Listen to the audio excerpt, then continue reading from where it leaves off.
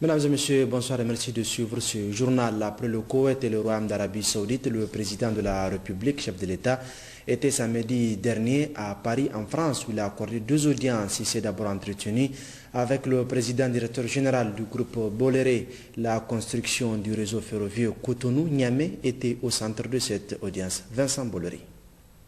C'est un projet qui est dans les esprits depuis longtemps et que nous voulons maintenant transformer en une réalité, qui est une liaison ferroviaire qui parte de Niamey et qui arrive à Cotonou. Le chef de l'État a fixé des caps extrêmement précis puisque nous devons faire le démarrage du travail le 10 janvier prochain, donc dans moins d'un mois, et nous devons pour le 7 avril 2014 faire le début de l'inauguration, c'est-à-dire la gare de Niamey et un chemin de fer qui commence à avancer pour s'approcher de la ligne qui va jusqu'à Cotonou. Et nous allons essayer de faire l'ensemble de ce travail sur une période assez rapide, puisque c'est pratiquement 2 ans qui est ce qui a été fixé. Alors comme vous savez, notre groupe gère déjà des chemins de fer et beaucoup de ports. Nous sommes le plus gros investisseur sur le continent africain. Nous faisons partie des 500 premiers groupes mondiaux. Nous aimons beaucoup le Niger et l'Afrique en général. Alors c'est un projet passionnant parce que c'est un projet qui n'est pas que sur des marchandises. Notre idée n'est pas de faire que des marchandises, ça n'intéresse pas les gens. On veut permettre aux gens de se déplacer, on veut en profiter pour mettre de la fibre et donc de fournir du net avec des débits importants aux populations qui se trouvent sur le parcours. On veut également utiliser nos nouvelles technologies qui sont des batteries très performantes pour utiliser le soleil, qui est une grande richesse, c'est vous, et le transformer en électricité, en eau potable. On va appeler tout ça la ligne bleue et on va faire une première mondiale. Au lieu que la première mondiale ait lieu à Hong Kong ou à Singapour ou à New York, on va la faire chez vous. Et que les populations puissent en profiter. Alors évidemment, ça a l'air d'un pari complètement fou furieux. Mais vous savez, quand on a installé en Île-de-France des voitures électriques, tout le monde également pensait que c'était quelque chose qui ne marcherait pas. On a maintenant 110 000 abonnés, on a 250 000 utilisations par mois et les gens d'Île-de-France commencent à se rendre compte que de louer des voitures électriques, c'est formidable. On a ouvert Lyon, on va ouvrir Bordeaux le 9 janvier. Et donc c'est ça ce qu'on veut faire au Niger, c'est une première mondiale. On va essayer d'ailleurs de le montrer partout, on aura besoin des gens des médias pour montrer que voilà, il y a des choses qui se passent dans votre pays et que c'est intéressant. Alors est-ce qu'on va réussir, est-ce qu'on ne va pas réussir? Après vous pouvez faire les paris, mais en tout cas on va faire tous les efforts pour y arriver.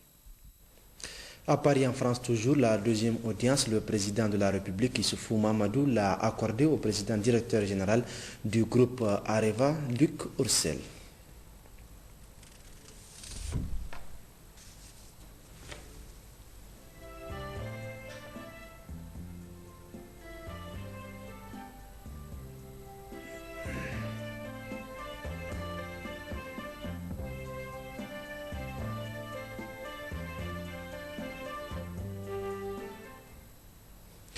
Le président de la République, chef de l'État, Issoufou Mahamadou, prend part depuis ce mardi à Bruxelles, en Belgique, à la 8e édition des Journées européennes placées cette année sous le thème Vision pour l'agenda post-2013.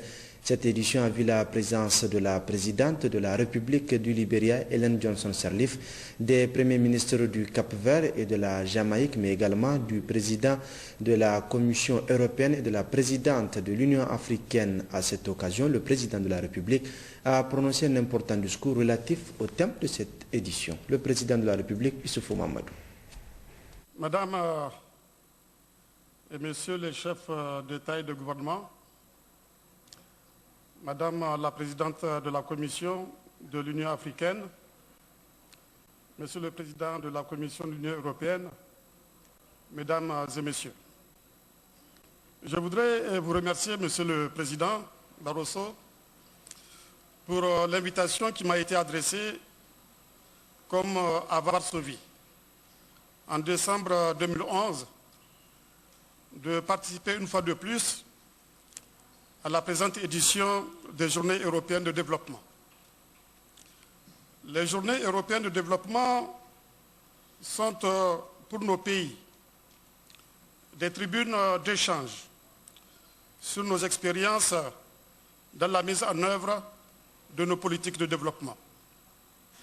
Bientôt, nous ferons le point des engagements que nous avons pris en 2000 au sommet de Monterrey, à l'issue duquel nous avons adopté des décisions déterminantes pour améliorer les conditions de vie de nos populations. Nous nourrissons alors le grand dessein d'utiliser les outils de la coopération et de la solidarité internationale pour apporter des solutions durables à nos lancinants problèmes de développement. Et c'est pour donner à nos engagements un contenu concret que nous nous sommes fixés des objectifs de développement pour le millénaire qui s'ouvrait. Les OMD ont été conçus et élaborés dans ce contexte d'espoir. Monsieur le Président, Mesdames et Messieurs, comme le secrétaire général des Nations Unies le reconnaît, je cite, « Dans le monde entier, partout où notre regard se pose, les objectifs du millénaire ont conduit au succès, mais non au succès total. » Fin de citation. En effet, certains pays ont déjà atteint les cibles relatives à la réduction de la pauvreté, l'amélioration de l'accès à l'eau potable, l'amélioration de la vie des habitants les plus pauvres et la parité entre les sexes dans les écoles primaires. En même temps, le secrétaire général admet que ces résultats sont mitigés. Il importe donc que la communauté internationale se mobilise davantage pour la période post-2015.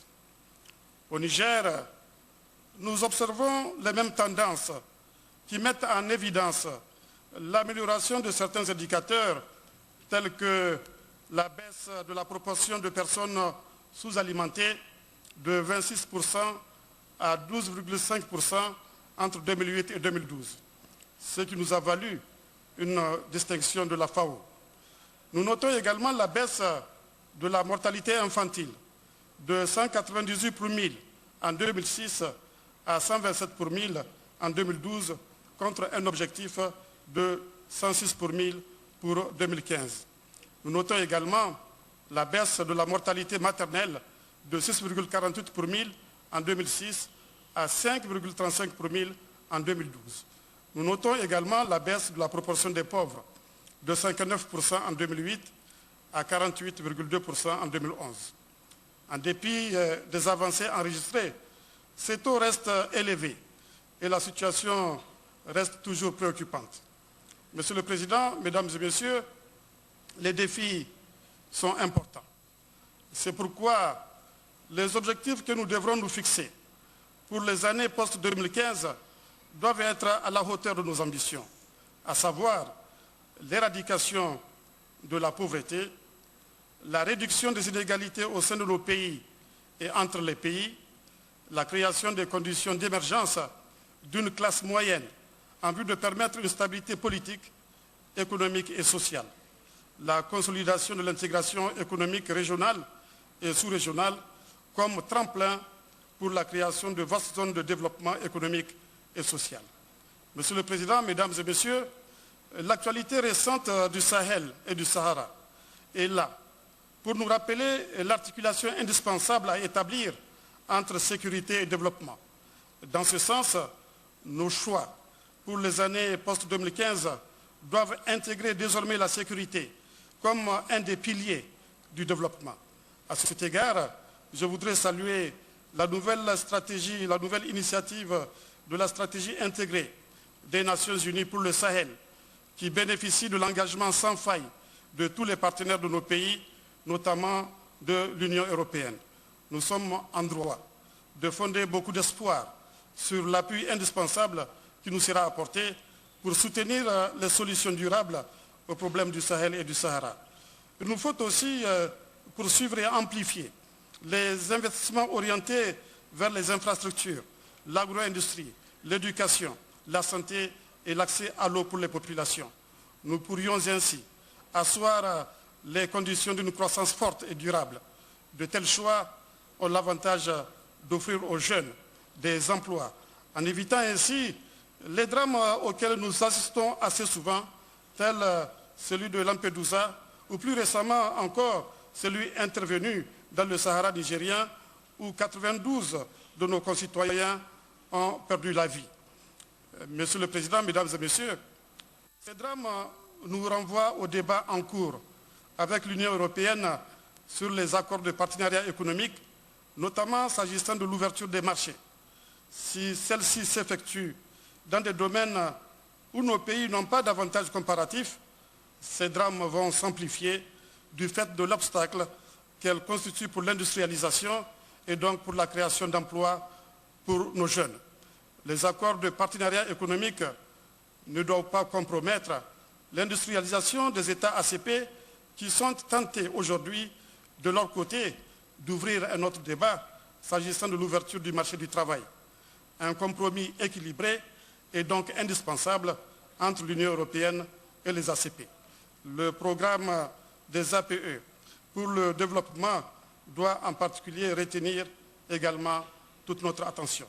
Il nous faut aussi imaginer des opportunités de financement innovants pour renforcer l'aide publique au développement et les investissements directs étrangers. L'aide publique au développement, comme vous le savez, ne fait pas partie des problèmes. L'aide publique au développement fait partie de la solution. Par ailleurs, l'institution d'une taxe sur les transactions financières spéculatives serait un moyen appréciable de mobilisation des ressources au profit des pays en développement. En outre, les institutions financières internationales, comme elles l'ont annoncé, devraient ouvrir les possibilités d'accès à un endettement plus large en recourant aux guichets non concessionnels, mais dans des conditions de souplesse, contrairement aux pratiques actuelles et en mettant l'accent sur des projets intégrateurs. Je sais que des réflexions sont en cours et je tiens à saluer les contributions et les expertises produites par nos pays dans le cadre des ACP. Celles-ci fournissent de bonnes appréciations et des méthodes d'approche nous permettant d'affiner nos démarches de mobilisation de ressources pour l'avenir. Monsieur le Président, pour terminer, je voudrais relever, pour m'en féliciter, l'excellent partenariat qui nous unit depuis plusieurs décennies.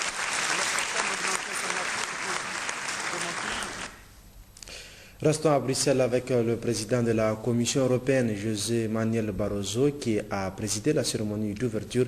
Il a, dans son intervention, précisé les objectifs de ces journées européennes de 2013. Les premières journées du développement, nous poursuivons deux objectifs fondamentaux. Rendre notre aide au développement plus efficace et plus axée sur la réalisation des objectifs du millénaire pour le développement, et mieux sensibiliser le public aux questions de coopération au développement. Nous avons également depuis toujours l'ambition plus vaste de construire un partenariat mondial renforcé, fondé sur la solidarité avec les populations les plus pauvres, ce qui suppose comme point de départ d'accepter que le monde du XXIe siècle est indéniablement interdépendant et voué à l'intégration. Je suis fier d'avoir vu ce partenariat prendre progressivement forme tout au long de la dernière décennie. Au niveau européen comme au niveau mondial, nous avons vu des gouvernements, la société civile, le secteur privé et de nombreux autres acteurs appuyer de tout leur poids la lutte contre la pauvreté et la promotion du développement durable. À la Commission européenne, nous avons su conforter cette dynamique en usant les pouvoirs et aussi les fonds dont nous disposons. Rétrospectivement, nous constatons que cet élan a contribué au progrès décisif accompli vers la réalisation des objectifs du millénaire pour le développement.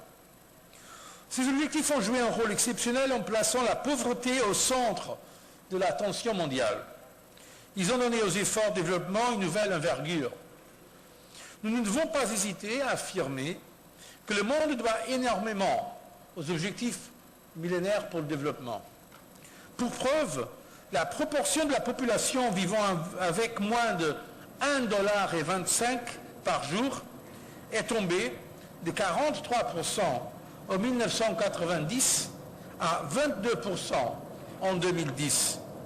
L'objectif de réduction de moitié du nombre de personnes vivant des conditions d'extrême pauvreté a donc été réalisé. même si nous voulons toujours faire davantage. Parce que bien sûr, pour ceux qui sont encore dans des conditions d'extrême pauvreté, ces statistiques ne peuvent pas apporter du confort. Sur la même période, nous avons rempli l'objectif de réduire de moitié le nombre de personnes n'ayant pas accès à l'eau potable, puisque 2 milliards de personnes supplémentaires en bénéficient désormais. Le taux d'inscription dans l'enseignement primaire dans les pays en développement a augmenté en moyenne de 90%. Les jeunes filles ayant à présent presque autant de chances d'être scolarisées que les garçons. Les enfants risquent beaucoup moins d'être frappés de maladies mortelles ou de malnutrition. Au niveau mondial, les infections liées au virus du sida continuent de reculer, tandis que l'accès aux médicaments antirétroviraux s'est considérablement étendu. Et là, il ne s'agit pas de simples statistiques. Ce sont de vies humaines et d'espoir dont nous parlons.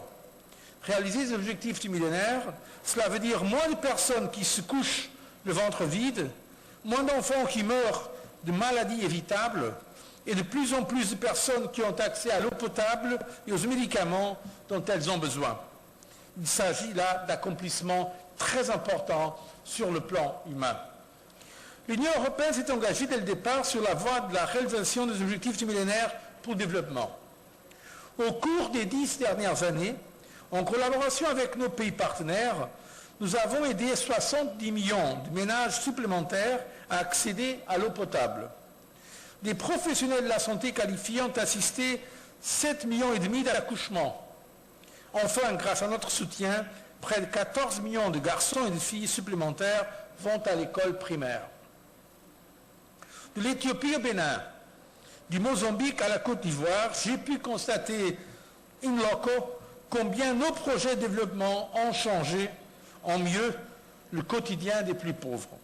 À chaque retour de l'une de ces visites, je suis encore plus fier de ce que l'aide européenne est en mesure d'apporter sur le terrain. C'est pourquoi je me suis toujours demandé qui a dit que l'aide au développement ne pouvait avoir aucun résultat tangible. Qui a dit que l'aide au développement ne devrait pas être plus vue comme prioritaire? Qui a dit qu'on n'aurait pas besoin de cette aide au développement et que parfois elle serait même négative? Je crois que c'est vraiment faux. Nous avons la preuve aujourd'hui que l'aide au développement, si elle est bien gérée par les donateurs et par les pays récepteurs, elle apporte une grande contribution au développement humain et je crois qu'on doit toujours le réaliser. Et en marge des travaux de la journée de développement de l'Union européenne, le président de la Commission européenne, José Manuel Barroso, s'est entretenu avec le président de la République, chef de l'État, Issoufou Mahamadou. Une rencontre entrant dans le cadre du partenariat entre le Niger et la Commission de l'Union européenne.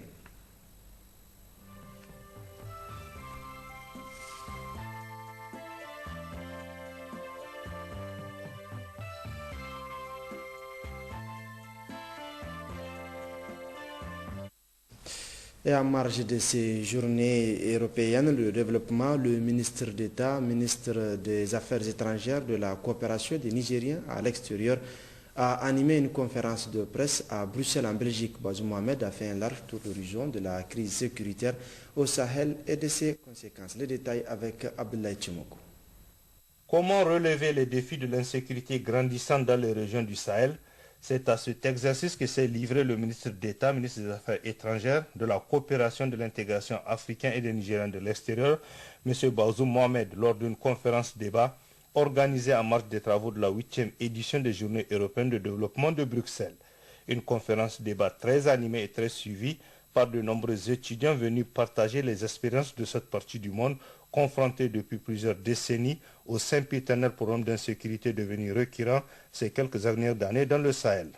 Vous vous souvenez qu'il y avait de cela quelques décennies, 2 décennies, la Banque mondiale considérait que les États africains devaient ne plus investir dans les armées et consacrer cet argent-là aux secteurs sociaux, le secteur de l'éducation, le secteur de la santé et ainsi de suite. Et Cela a été appliqué en effet. C'était une des prescriptions de la Banque mondiale qui avait été respectée par les pays. Ça donnait la situation où les États n'ont plus de capacité d'assurer leur immunité et leur défense après que se sont développées les organisations terroristes qui, elles, disposent de réelles ressources financières et ont développé des capacités militaires et opérationnelles supérieures à celles des armées. Aujourd'hui, à la faveur de la récente tournée conduite par le secrétaire général de l'ONU lui-même, accompagné du président de la Banque mondiale, du commissaire au développement de l'Union européenne, du président de la Banque africaine de développement et de la présidente de la Commission de l'Union africaine, il y a cette idée d'une stratégie intégrée Sahel où il y a une part importante qui est faite aux investissements dans le domaine de la sécurité. Parce que le lien dialectique très fort entre la sécurité et le développement, aujourd'hui, s'est imposé à tous. Et l'Union européenne, en ce moment, est en train de concevoir une grande part du 11e FED au profit de nos États du Sahel au secteur de la défense. Un véritable satisfecit pour le Sahel en proie à cette insécurité et qui, grâce au soutien de l'Union européenne et de la communauté internationale toute entière, connaîtra des lendemains meilleurs, car comme dit l'adage, sans sécurité, il n'y a pas de développement. À Niamey, à l'Assemblée nationale, les députés étaient en plénière ce matin pour la deuxième session ordinaire au titre de l'année 2013. Il était question de l'adoption du projet de loi portant loi de finances pour l'année budgétaire 2014 présenté par la Commission des finances et du budget. Ainsi, ce projet de loi a été voté à 70 voix pour, 43 contre et 0 abstention. Les détails avec Didiato Hassan et Issoufou Nomo. 70 voix pour, 43 contre et 0 abstention. C'est le résultat du vote de ce projet de loi. Par le présent vote, nous venons d'approuver le texte en examen. Ainsi, le projet de loi de finances pour l'année budgétaire 2014 est adopté. Cette adoption intervient après 3 jours de débat, ce qui témoigne de l'intérêt que les parlementaires accordent à l'intérêt général. Ce projet de budget 2014 s'inscrit dans le cadre de la mise en œuvre du programme du gouvernement de politique économique et financière soutenu par le FMI, des programmes sectoriels conclus avec les partenaires au développement. Il tient aussi compte des engagements pris par le Niger relativement au respect des critères de convergence de l'UEMOA et de la CEDEAO et à la mise en cohérence des allocations budgétaires pour l'atteinte des objectifs du plan de développement économique et social PDS qui découle de la déclaration de politique générale du Premier ministre et des orientations du programme de son Excellence, le Président de la République. Ce qui a permis au ministre des Finances et le ministre délégué au budget de remercier les parlementaires de ce vote honorable. Après ces 3 longs jours de travaux, je félicite particulièrement la Commission des Finances dans son ensemble qui a bien travaillé. Et, Monsieur le Président, je voudrais dire également ici que nous prenons bonne note de toutes les recommandations qui ont été faites et des diligences que l'Assemblée nous demande à mener. Je pense que c'est un budget qui est très conforme, par exemple, aux aspirations du peuple nigérien. Parce qu'il est au moins 60%, un peu moins de 60% pour les investissements. Les investissements, vous savez, c'est ceux qui prennent en compte les préoccupations des Nigériens. Donc moi, je ne peux que me réjouir, parce que les députés, quand même, la majorité, a vu que ce budget est plus... c'est le budget qui est conforme aux aspirations du peuple nigérien, et à travers les représentants de leur majorité, ils l'ont voté. Donc nous, en tant qu'artisans de ce budget, nous ne font que nous réjouir de cette... C'est un sentiment de satisfaction générale qui se dégage après le vote. J'ai voté pour plusieurs raisons. La première raison, c'est que le budget aujourd'hui qui a été présenté est d'une qualité exceptionnelle, à l'intérieur duquel vous avez les paysans qui se retrouvent, vous avez les éleveurs, vous avez les populations et vous avez tout ce qui concerne le développement du Niger. Et ça, c'est important. Nous avons remarqué qu'à l'intérieur de ce budget, à l'instar de ce que je viens de citer tantôt, vous avez, moi je suis député de Niamey. Niamey, nous avons remarqué qu'il y a d'abord Niamey-Niala qui va être amélioré. Déjà, vous avez un échangeur. À l'intérieur de cela, vous aurez d'autres échangeurs qui seront faits.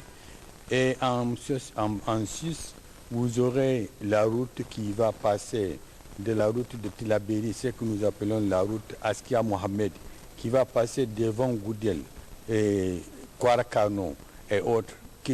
Les gens qui connaissent ce tronçon savent de quoi je parle. Ça nous permettra en tout cas d'améliorer les conditions de vie de ces populations-là.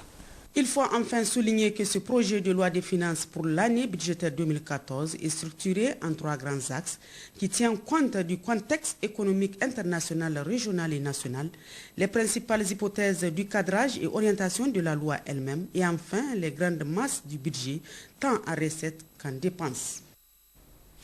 Et ce communiqué du secrétariat général de l'Assemblée nationale, la Commission des affaires générales et institutionnelles, a l'honneur de convier les représentants des partis politiques à une réunion le jeudi 28 novembre 2013 à 9h dans le cadre de l'examen du projet de modification du code électoral dans la salle de réunion de la Commission des finances et du budget de l'Assemblée nationale.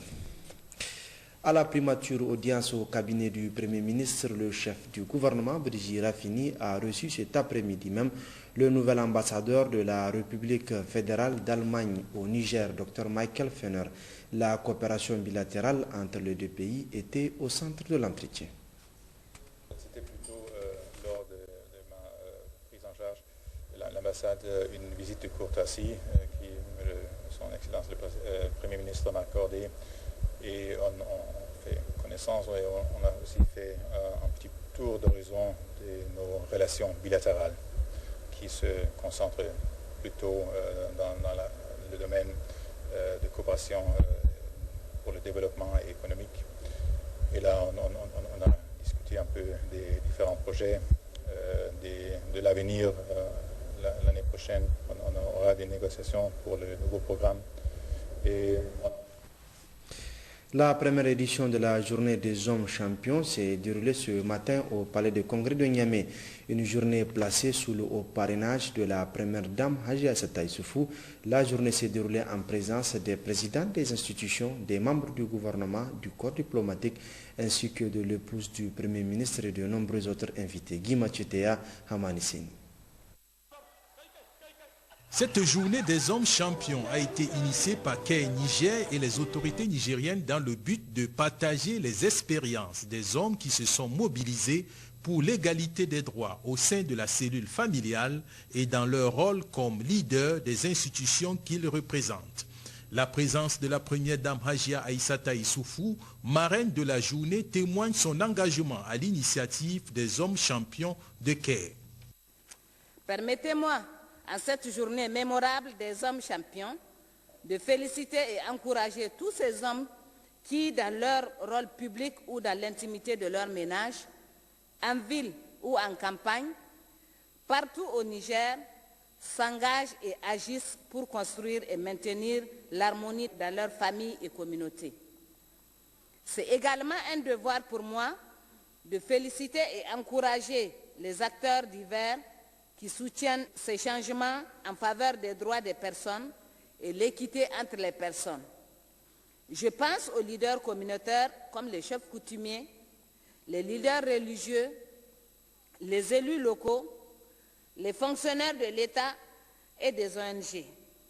Les hommes champions, ce sont ces hommes qui mettent leur pouvoir activement et délibérément au service du bien-être des droits de leurs épouses et de leurs enfants. Je voudrais exprimer toute ma reconnaissance à CARE pour la mise en œuvre de son initiative Niamaza ou Alborsanka, ce volet du programme Mata Massoud Bara, dont l'expérience est partagée en ce jour à travers le témoignage de ces hommes champions. Le Niger a fait de la réduction des inégalités en matière de genre une de ses priorités. À cet effet, plusieurs actions ont été réalisées, notamment l'adoption en 2000 de la loi sur le quota dans les postes électifs et nominatifs, l'élaboration de la politique nationale en matière de genre. Des progrès ont été certes accomplis dans ce sens au niveau des différents secteurs, mais beaucoup reste à faire encore. Cette initiative de Caire internationale pour la célébration des hommes champions me réjouit à plus d'un titre. Cette tribune est donc aujourd'hui pour moi l'occasion de remercier très sincèrement Caire pour cette initiative. Le gouverneur de la région de Niamey, le directeur de Caire Niger ont conjointement salué cette initiative qui va contribuer à créer les conditions d'un changement positif durable dans la vie des ménages. Pour Caire, l'autonomisation et l'approche genre ne sont pas l'histoire des femmes, sinon se basent sur le respect mutuel et l'égalité des droits et d'opportunités dans la société et dans la vie. Hommes qui partagent les labeurs et la charge des tâches domestiques, qui recourent à la contraception comme moyen d'espacer les naissances, qui luttent contre le mariage précoce et à faveur de l'éducation de leurs filles. Des communes qui prennent délibérément position contre la violence faite aux femmes, sur l'accès aux services de santé, sur la répartition de la propriété. Ce fut ensuite la présentation d'un sketch ainsi que la projection d'un documentaire sur les hommes champions et le témoignage d'un marabout qui s'est engagé à accompagner son épouse dans les tâches ménagères et son rôle important dans la sensibilisation des parents de sa communauté à envoyer leurs filles à l'école.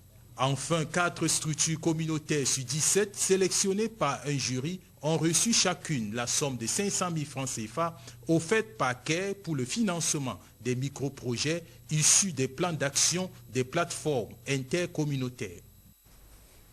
Et du 15 au 19 novembre 2013, la première dame, Dr Malika Issoufou, a pris part au sommet des leaders mondiaux de la lutte contre le cancer à Cape Town en Afrique du Sud sur invitation de Mme Tobeka Madiba Zouma, première dame de la République sud-africaine, un sommet qui vise à échanger sur différents thèmes en vue d'éradiquer d'ici à 2025 le cancer dans le monde. Rabi Bako, Tahir Hassan.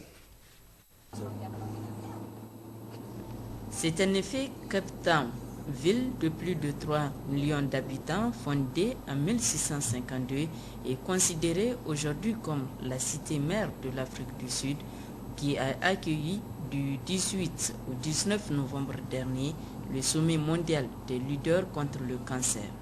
Un sommet auquel la première dame, Dr Malika Issoufou, qu'accompagne le ministre de la Santé publique Mano Agali, a pris part sur invitation de la première dame sud-africaine, Mme Tobeka Madiba Zouma. Organisé conjointement par l'Union internationale contre le cancer et l'Association contre le cancer d'Afrique du Sud, ce sommet aura réuni plus de 200 participants de haut niveau, dont des premières dames, des ministres en charge de la santé, des représentants des Nations Unies et des partenaires du secteur privé. Avec comme thème central « Réduire les inégalités du cancer pour 2025 », ce sommet est consacré exclusivement à la promotion de la maîtrise du cancer dans le monde, avec un accent particulier sur les cancers féminins et une meilleure information sur la maladie dans les pays à faible revenu. La Fondation Tatali Yali, dont la vision est de faire du Niger un pôle d'excellence dans la prise en charge des cancers en Afrique de l'Ouest, a multiplié les plaidoyers auprès des institutions, associations et autres réseaux qui interviennent dans le domaine de la prévention et du traitement du cancer. D'ores et déjà, des engagements ont été pris à l'issue de la rencontre des experts pour accompagner les efforts du Niger dans le domaine de la lutte. Pour notre pays, cette rencontre nous a permis d'établir des relations avec l'Union internationale de lutte contre le cancer, mais aussi avec les ligues françaises de lutte contre le cancer et l'Alliance de lutte contre le cancer. Des structures qui sont francophones, qui peuvent donner une opportunité, une chance à nos chercheurs qui sont francophones de participer de dire leurs mots dans la lutte contre le cancer. Et nous avons au niveau ministériel convenu de collaborer.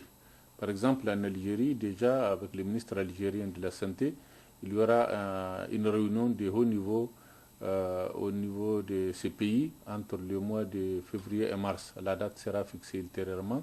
Et d'autres pays aussi, tels que le Comore et bien d'autres, se proposent d'organiser des événements.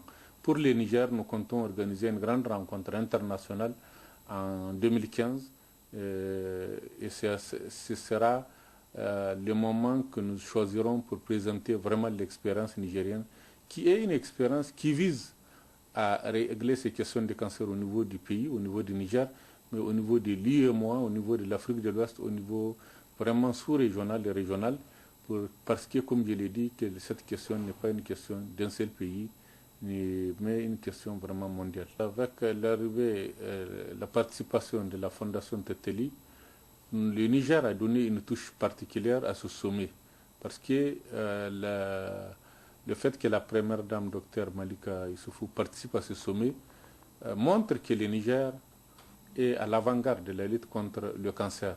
Cela démontre le niveau de l'engagement politique au niveau national, tant au niveau du président de la République que du Premier ministre, que la question du cancer est une question préoccupante, c'est une question nationale, c'est une question qui mérite l'attention de nous tous. En marge de ce sommet, la première dame, Dr Malika Issoufou, a assisté au dîner organisé par l'Association contre le cancer d'Afrique du Sud en compagnie de Mme Tobeka Madimba Zuma, première dame de l'Afrique du Sud.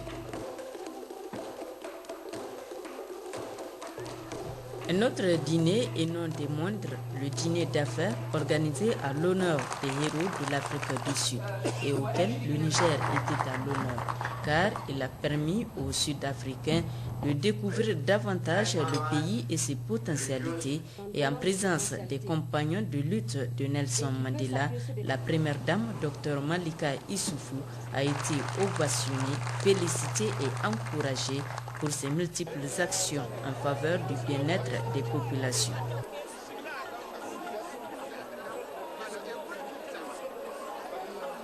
L'épouse du chef de l'État a également effectué des visites dans différentes sociétés, aussi bien à Cape Town qu'à Johannesburg et à Pretoria. On peut citer entre autres la société Amka, leader du marché africain de cosmétiques et de l'industrie de l'eau et d'assainissement, la société Ntakatech de production d'oxygène médical, la société de traitement des eaux New Water et les locaux de l'ambassade du Niger en Afrique du Sud. À l'issue de toutes ces visites, des engagements ont été pris de part et d'autre pour venir investir au Niger, et ce, dans différents domaines du développement. À Niamey, le ministre délégué au budget, Mohamed Boucha, et le secrétaire général des syndicats nationaux des agents du Trésor ont procédé hier à la signature d'un protocole d'accord par rapport à la plateforme revendicative. C'était en présence des membres du bureau exécutif national du syndicat.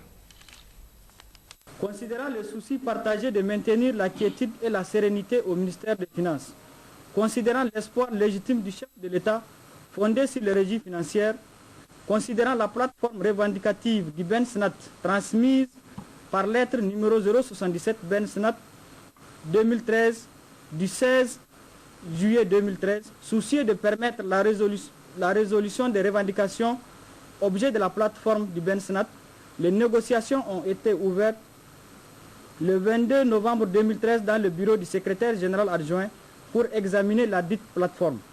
Le ministre des Finances et le BENSNAT ont convenu de ce qui suit. Du point 1, de l'adoption des textes portant réorganisation de la Direction générale du Trésor et de la comptabilité publique. Le ministre des Finances et le BENSNAT conviennent de l'adoption du texte dans les plus brefs délais. Du point 2, fonds d'équipement. Considérant la non-alimentation de ces fonds, le ministre des Finances s'engage pour la perspective de son réapprovisionnement. Du point 3, du manque de bâtiments et de la vétusté des locaux. Le ministre s'engage à rencontrer son homologue chargé de l'urbanisme pour la construction de la trésorerie régionale de Dosso et celle de Difa en matériaux définitifs. Du point 4, du manque de moyens de fonctionnement au niveau des trésoreries régionales et départementales. Le ministre s'engage à instruire la Direction générale du budget pour le rétablissement des inscriptions budgétaires du 3e et 4e trimestre 2013. Du point 5, de la dotation en véhicules de trésorerie départementale. Le ministre s'engage à doter progressivement toutes les trésoreries départementales en véhicules de service. Du point 6, du retard dans l'acquisition des groupes électrogènes. Ce dossier a été pris en charge par le PAMOJEF et le processus d'acquisition est en cours, mais sera accéléré. Fait à Niamey le 26 novembre 2013. Ont signé pour le Ben Snap le camarade secrétaire général Yamoussa Issa. Pour l'administration, le ministre délégué au budget, Mohamed Boucha. C'est un peu mieux que... Le ministre de l'Énergie et du Pétrole a quant à lui présidé ce matin au Grand Hôtel un atelier de validation du rapport de la Fondation Open Society Initiative for West Africa au SIWA, dont le thème central est les revenus de l'uranium au Niger, où va l'argent. L'objectif est de valider ce document avec les leaders de la société civile, les chefs de communauté et les leaders d'opinion. Askou Jibrila, Salamatou Maman Rabiou. Organisé par la Fondation internationale Open Society Initiative for West Africa, OSIWA, en partenariat avec le réseau des organisations pour la transparence et l'analyse budgétaire ROTAP, cet atelier a regroupé entre autres les leaders de la société civile, les chefs de communauté et les leaders d'opinion. L'objectif est de procéder à la validation de l'étude de l'OSIWA sur la destination des revenus de l'uranium nigérien. OSIWA a accepté de venir avec nous appuyer pour voir en réalité, comme vous le savez, le Niger c'est un pays de production minière, mais on se rend compte au niveau de des organisations de la société civile que ces richesses qu'on a depuis des années et des années n'arrivent pas à permettre à notre pays de se développer comme on l'aurait souhaité. Donc c'était important de savoir où vont les richesses en réalité qui sont issues de ces ressources minières.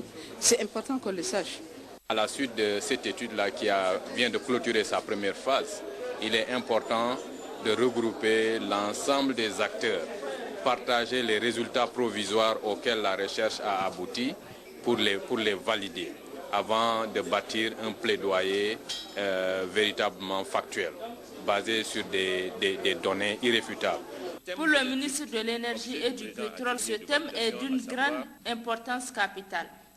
Quant au thème de l'étude, objet du présent atelier de validation, à savoir les revenus de l'uranium au Niger, où va l'argent, il est tout aussi pertinent que d'actualité. En effet, il est aujourd'hui bien connu que même si les pays africains en général et le Niger en particulier sont riches en ressources du sous-sol, avec de vastes gisements de minéraux solides et de pétrole, la plupart de ces pays, dis-je, sont pauvres, instables et donc souffrent de ce qu'on appelle la malédiction des ressources naturelles. Au cours de cette journée, les participants auront à examiner ce document à travers des débats riches. L'OSIWA, faut-il le rappeler, est une fondation internationale basée à Dakar au Sénégal qui intervient dans 9 pays de l'Afrique de l'Ouest. Elle a pour objectif de soutenir ces pays dans la bonne gouvernance politique, économique et surtout la promotion des droits de l'homme.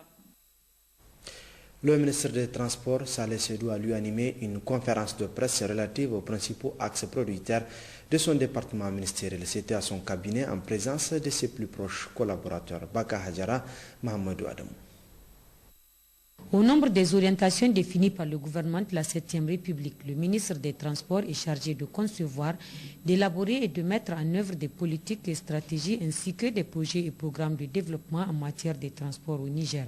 Cela conformément au programme de renaissance du président de la République et aux attributions de son département. Au nombre de ces axes prioritaires, on notera principalement le port sac de Dosso, la modernisation de l'aéroport Diori Hamani de Niamey, le renouvellement du parc auto et la sécurité routière. Concernant le port sec de Dosso, il faut dire que la réalisation du port sec, tant attendue depuis des années par les Nigériens, n'est plus aujourd'hui une promesse électorale, mais une réalité tangible grâce à l'engagement personnel du chef de l'État, Issoufou Mahamadou. La création des bureaux de douane à l'intérieur de ce port sec, qui constitue une exigence des partenaires, a été réalisée par un arrêté du ministre des Finances en date du 9 octobre 2013. D'ores et déjà, un chronogramme de 6 mois maximum a été établi pour le lancement de l'appel d'offres et le démarrage des travaux. À cela, il faut noter l'engouement que suscite la destination Niger relative au transport aérien. Le Niger connaît en effet depuis quelque temps une amélioration et une augmentation du trafic à travers la fréquence des vols et le retour des grandes compagnies telles que Ethiopian Airlines. Une avancée qui nécessite une modernisation des infrastructures d'accueil. Cette modernisation de l'aéroport de Niamey concerne notamment la construction d'un nouveau terminal pour les vols internationaux, la réhabilitation du dispositif actuel, pourquoi pas pour les vols nationaux,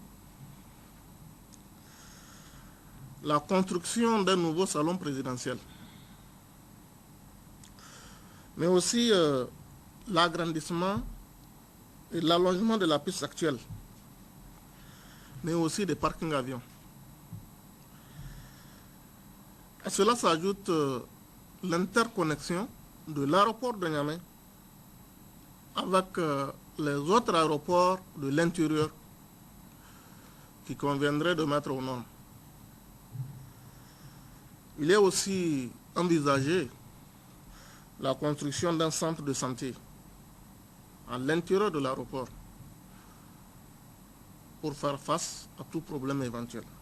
Le ministre des Transports Saleh Seydou n'a pas manqué de mettre un accent particulier sur le renouvellement du parc auto, la sécurité routière et plusieurs autres points qui concourent au développement du Niger. Le parc auto du Niger est très vétuste et pour y remédier et aider les transporteurs à développer ce secteur, le gouvernement, avec l'appui de l'Union européenne, a décidé de mettre en place un dispositif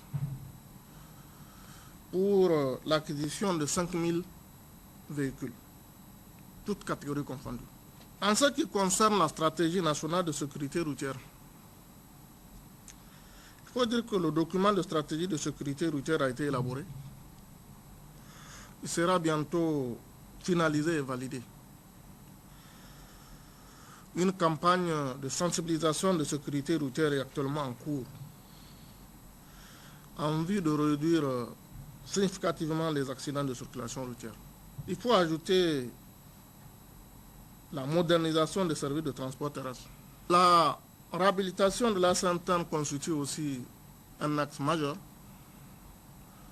par la recherche d'un repreneur sûr et crédible.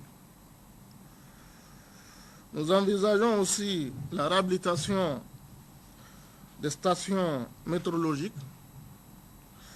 et des postes climatologiques, la mise en œuvre des mesures et actions pour la réorganisation du CNUT. À cela s'ajoute la réorganisation des textes du CFTTR.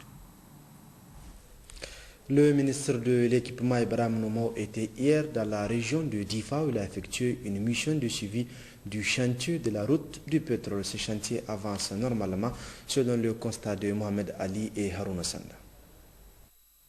C'est l'entreprise chinoise DGE, commise par la compagnie CNPC, qui exécute la construction de la route du pétrole d'Ifa-Ngigmi frontière Tchad sur une distance de 182 km, auquel s'ajoutent 15 km de voiries dans les villes traversées par la route.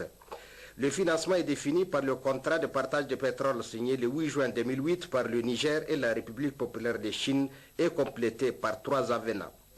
Le ministre de l'Équipement Ibrahim Nomo et sa délégation ont pris la mesure de l'engagement du constructeur à partir de la carrière de Djadjiri, d'où l'entreprise procède à l'extraction et au traitement des matériaux. L'on estime à 1000 m3 jour la production journalière. Ici, comme sur les 2 bases logistiques visitées par la délégation ministérielle sur la route menant de Difa-Ngigmi, c'est un déploiement massif de matériel performant qui est constaté par les visiteurs. Les techniciens et ingénieurs chinois ainsi que leurs collègues nigériens ont installé leur camp tout près du chantier afin de donner aux travaux le coup d'accélérateur nécessaire au respect du délai contractuel, 24 mois. Cependant, les 2 parties ne semblent pas avoir la même lecture des dispositions du contrat de construction de la route du pétrole. Au cours d'une rencontre d'échange entre la délégation ministérielle et les représentants de l'entreprise chinoise, des malentendus ont apparu sur plusieurs aspects du sujet, relatifs notamment au contrôle du chantier, au respect des normes hydrauliques ou environnementales. Nous venons juste, comme vous l'avez dit, de faire le point sur ce qui a été fait jusqu'ici et des correctifs à apporter. Et c'est sur cela que nous venons d'arrêter une réunion conjointe donc, de la partie nigérienne avec la partie chinoise pour définitivement régler les quelques petits désagréments qu'on constate dans ce chantier. Mais d'ores et déjà, je peux dire que nous avons trouvé véritablement un chantier qui est en train de se mettre en place et qu'on peut s'en réjouir du fait que le chantier vraiment a pris forme. Mais évidemment, il faut régler ce que je viens de dire. Et nous sommes donnés déjà un temps. On va se donner un temps tout à l'heure pour régler définitivement les quelques questions qui sont en suspens. De contrat en avenant, le coût de la route du pétrole est passé de 65 à 100 milliards de francs CFA. La ministre de l'Enseignement primaire, Mme Ali Mariam Alhaji Ibrahim, a poursuivi ce matin ses visites dans les établissements scolaires de la capitale en compagnie du secrétaire général de la région de Niamey et des responsables de l'éducation. La ministre s'est rendue dans les écoles situées dans les 4e et 5e arrondissements afin de s'assurer des conditions d'études et de travail des élèves et des enseignants. Abba Moussa Atouman et Issouf Samel. Dans toutes les écoles visitées ce matin par la ministre en charge de l'enseignement primaire, des dispositions ont été prises pour le bon déroulement de cette année scolaire. L'atmosphère très détendue dans les classes où les élèves suivent attentivement leurs cours en est la preuve illustrative. Certes, tout n'est pas rose, il existe cependant des problèmes à régler, des problèmes que cet élève de l'école Talagué résume ici devant la ministre. Certains problèmes restent encore à résoudre. Nous voulons voir Madame la ministre, toutes nos classes dotées de chaises, tables, bancs, bureaux, armoires, ainsi que de latrines en quantité suffisante pour nous permettre d'étudier dans de bonnes conditions. Les bonnes conditions, l'État et ses partenaires essaient de les créer, d'où la construction des salles de classe en matériaux définitifs dans toutes les écoles visitées par la ministre Ali Mariama Elhaji Ibrahim. À l'heure actuelle, beaucoup sont au stade de finition, comme c'est le cas à Talagué, Kirkisoy et Gawé. D'où la satisfaction des parents d'élèves devant les efforts que ne cesse de déployer le gouvernement. Suivons plutôt ce témoignage de cette femme, parente d'élèves de l'école Balari. Parents d'élèves ne muka zo mu faɗi murna daɗin mu da muka ji tunda iyan mu an sa su cikin wuri mai kyau suna cikin ɗakuna suna ana ba su horo kuma ga yana hallo yanzu da muka zo muka gayi an ce hallo kulotin in gata ita ma an gani ba za a ƙara ai musu mun ji daɗin shi Allah ya ƙara Allah ba su sa'a burin da ke gare su Allah ya ƙara ba su shi kuma ubangiji Allah hauda su bisa kan makiya. En reconnaissance aux efforts consentis par le gouvernement, le COGES de Talagué a d'ailleurs décerné un témoignage de satisfaction à la ministre en charge de l'enseignement qui s'est dite honorée et a appelé les parents d'élèves à travailler main dans la main pour un meilleur devenir de nos enfants. Dans le cadre de l'éducation, la situation des infrastructures scolaires, notamment celle des classes en paillotes, fait partie des principaux axes du combat que mène le gouvernement pour redonner à l'éducation nigérienne ses lettres de noblesse. Mais par une mobilisation de tous les acteurs que l'école nigérienne pourra être sauvée. C'est le cri de cœur que lance l'acteur de la société civile et spécialiste de l'éducation, Kassoum Issa, dans un entretien avec Moussa Yahya. En voici un extrait. Alors le président de la République a fait une promesse quand même d'en finir avec les classes paillotes, ce qui est au centre des discussions depuis quelques semaines. Mais comment apprécier à votre avis cette promesse du président? Est-ce comme une baguette magique, comme veulent l'entendre certains, qu'il faut en finir juste d'un éclair, en finir avec les classes paillotes? Non, je pense qu'il faut relativiser. Parce que vous savez, d'abord, le poids démographique a fait que notre système éducatif est en train de très vite galoper par rapport à la question de l'accès. Et ceci nécessite d'énormes vraiment infrastructures vraiment scolaires pour accueillir tous ces élèves-là. Mais le débat qui se pose, vous savez qu'il a fallu la mise en œuvre du PDDE et l'adoption du programme spécial du président Tanjas à travers le programme Pays pauvres très endettés, donc IPPTE, pour que le Niger puisse décider de construire 1000 classes par an. C'est vrai que ça avait été quand même très apprécié et très apprécié même par la communauté internationale. Et nous-mêmes, en tant qu'acteurs de la société civile, nous avons beaucoup apprécié cet effort de la construction de 1000 classes par an. Mais même si ces classes, à l'évaluation même par les services de la présidence, n'étaient pas réalisées à 100%. Mais nous pensons qu'avec quand même le programme de la Renaissance, le président Issouf aussi avait fait une promesse de faire 2,5 fois le nombre de ces classes. C'est-à-dire réaliser, oui, de réaliser 2500 classes par an. Mais cela, est-ce que vous savez qu'aujourd'hui, déjà quand le président Issouf est arrivé au pouvoir, il y avait près de 40 000 classes paillotes, donc comme besoin de confection de classes paillotes au Niger. Et que même si le président Issouf arrive à réaliser 10 ans à la tête de ce pays avec son programme, nous pensons qu'il ne pourra réaliser dans l'effectivité que 25 000 classes. Et pendant ce temps, chaque année, nous aurons besoin encore des classes paillotes parce qu'il y aura beaucoup d'enfants qui vont venir à l'école et qui ont le droit d'aller à l'école et qu'on est obligé d'accueillir à l'école. Et il faut encore donc créer encore des classes et ces infrastructures, tant qu'on va les faire, elles seront des paillotes. Et donc, imaginez déjà à 40 000. L'année prochaine, elles vont être à combien de milliers? Et ensuite, l'année prochaine, et pendant 10 ans, et regardez que lorsque vous comptabilisez, même en 10 ans, je dis bien, 25 000 classes paillotes, rien que par le besoin actuel, ça veut dire que ça ne peut même pas le couvrir. Donc, il faut l'activiser et peut-être il faut continuer à réfléchir sur les voies et moyens de comment effectivement apporter un concours pour qu'au-delà de ces 2500 classes à réaliser par an, parce que c'est vrai, aujourd'hui nos écoles elles sont vraiment en chantier. Quand on part partout vraiment, que ce soit dans Niamey, et vraiment on n'a pas besoin vraiment de faire de la pub par rapport à ça. C'est qui est clair, nos écoles vraiment aujourd'hui, il y a des très nouveaux modèles qui sont là en construction, elles sont en chantier, c'est très appréciable. Alors cet entretien, vous le suivrez en partie magazine de cette édition.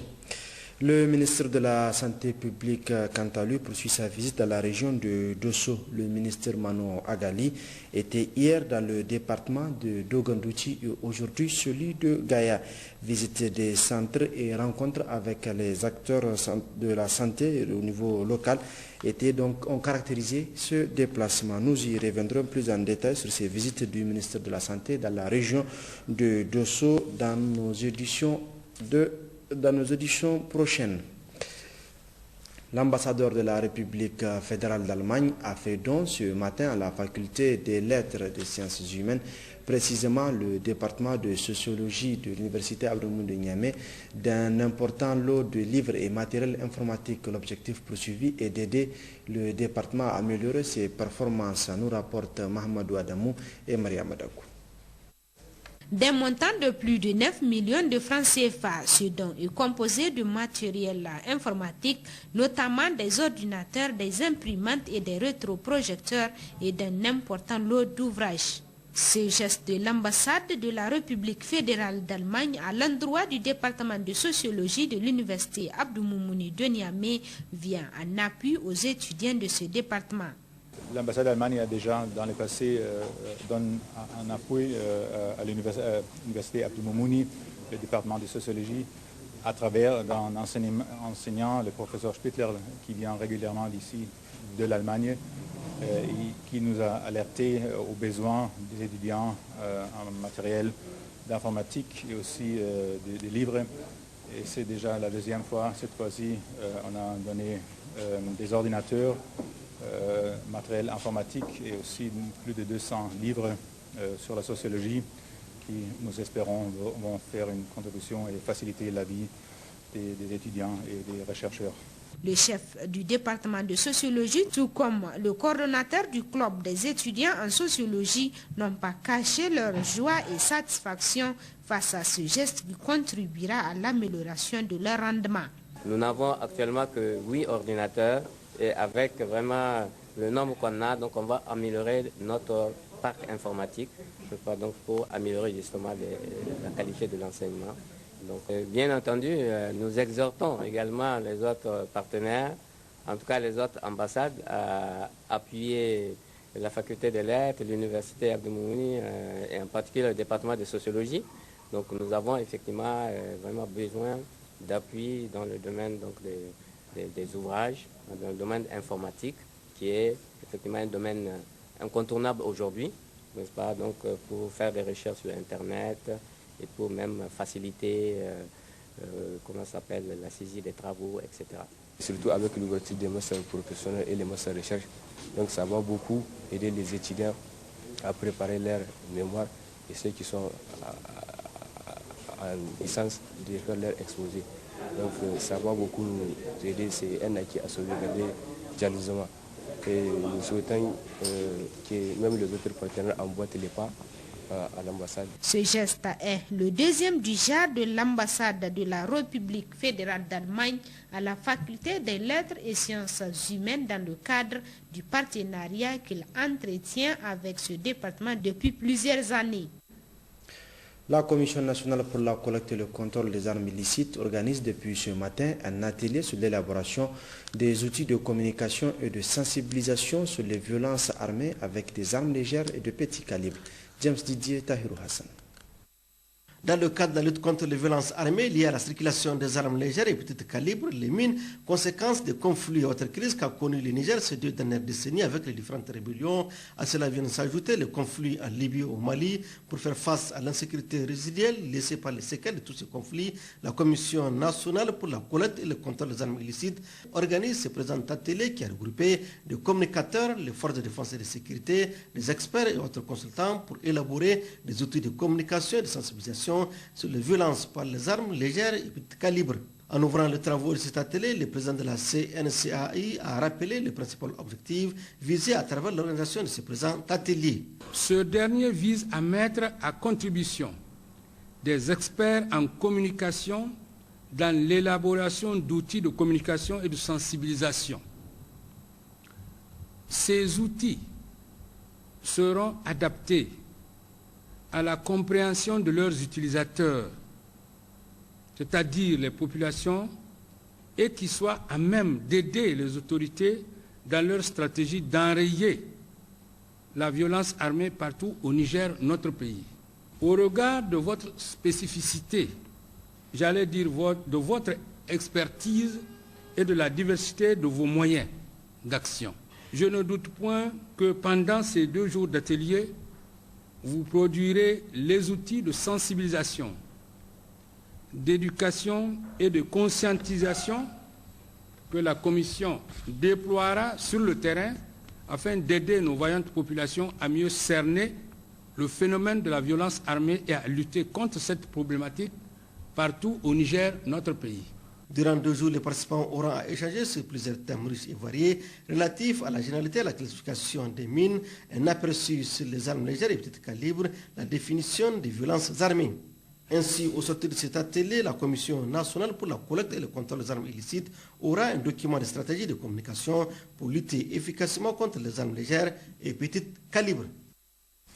La session 2013 de l'Assemblée générale ordinaire de la Chambre de commerce, d'industrie et d'artisanat du Niger a clos ce matin ses travaux. Après 2 jours d'échange, les participants ont formulé d'importantes recommandations et de résolutions. Sekinatou Abdou et Issa Issa.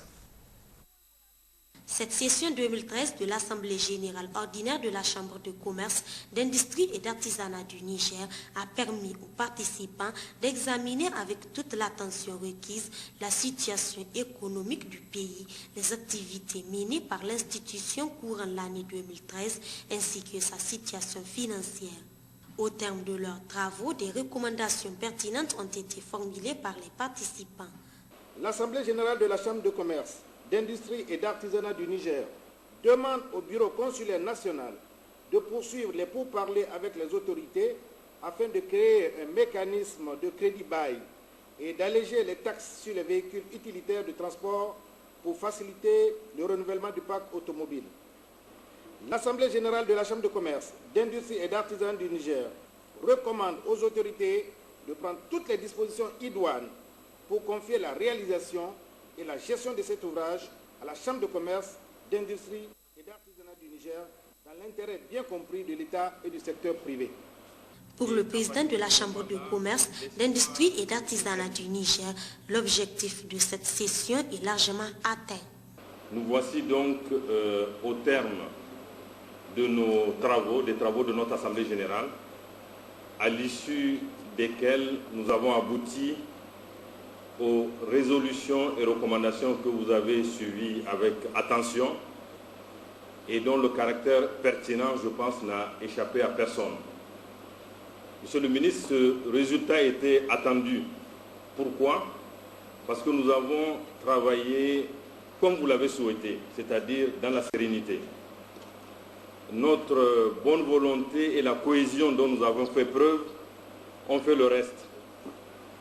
À présent, il ne nous reste plus qu'à espérer que ces recommandations et ces résolutions retiendront l'attention, si j'ose dire, des oreilles autorisées.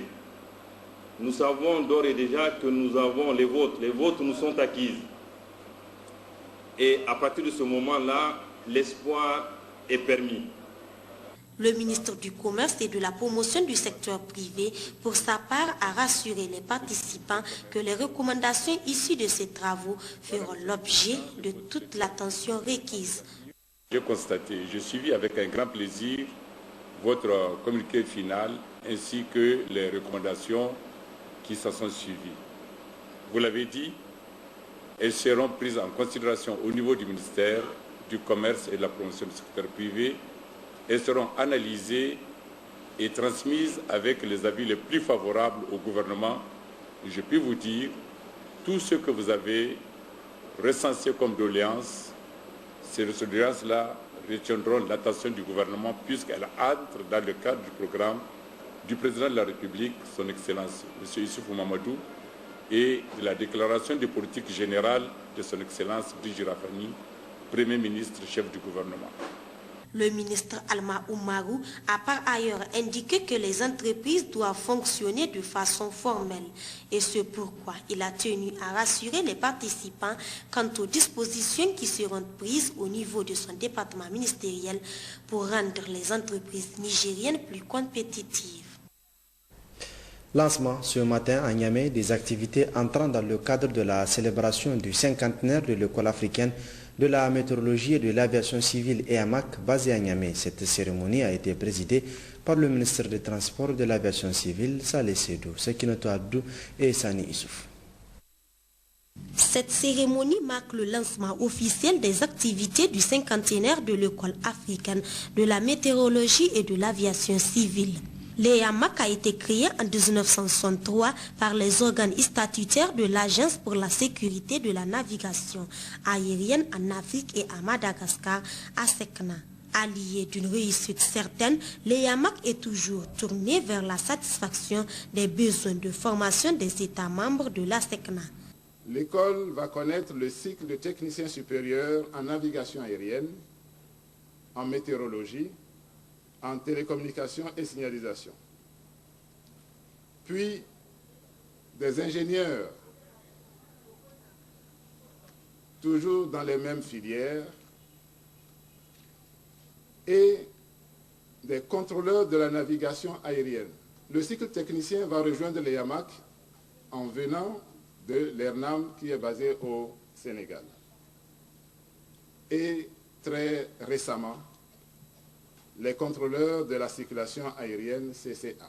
C'est la dernière née, n'est-ce pas, des cycles, le dernier né des cycles que l'EAMAC a eu à mettre en place. Les résultats de l'EAMAC que nous exhibons aujourd'hui sont le fruit de ceux qui nous ont dévancés. Et nous devons donc à notre tour dessiner les contours des 50 prochaines années à venir pour une vision claire sur le contenu des formations et le devenir de nos écoles dans un monde marqué par une évolution technologique rapide, particulièrement dans le domaine de l'aviation civile. À cet effet, j'ai décidé d'accorder une plus large autonomie à toutes nos écoles et de les rattacher directement au directeur général.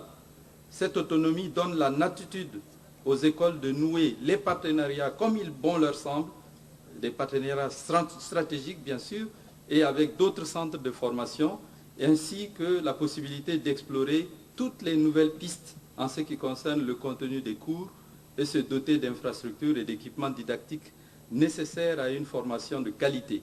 En lançant officiellement ces activités, le ministre des Transports s'est dit réjoui de toutes les initiatives de l'école avant de les encourager à persévérer dans cette dynamique. L'apport de la première pierre du premier bâtiment de l'EAMAC par le ministre en charge de Transport, M. Léopold Kazandé, le 21 janvier 1963, marqua la concrétisation de la volonté politique et communautaire. Cette date constituera le point de départ d'une relation de coopération dans laquelle l'État du Niger assumera toute sa responsabilité pour que cet outil serve au mieux l'ensemble de la communauté, j'allais dire l'ensemble de l'Afrique. Le gouvernement du Niger encourage l'EXECNA dans la voie des changements hardis entrepris ces derniers temps, en vue de faire d'elle-même et de ses écoles des leaders dans le domaine. En 50 ans d'existence, l'EAMAC a su se forger une réputation qui dépasse les États membres de la SECNA. Elle assure par ailleurs certaines formations au profit des cadres des pays non membres, à savoir la Guinée, la République de Djibouti, le Rwanda, entre autres, faisant ainsi de l'EAMAC une école de référence en matière de formation au métier de l'aéronautique civile africaine. À l'intérieur du pays, le directeur de cabinet du ministre de l'Environnement, de la Salubrité urbaine et du Développement durable, Ali Mahamadou, a présidé hier matin à Dosso le forum d'information et de formation de la société civile nigérienne sur l'initiative Grande Muraille Verte Sahélo-Saharienne et le PAC 3. C'était en présence du représentant du ministère du Plan, de l'Aménagement du Territoire et du Développement.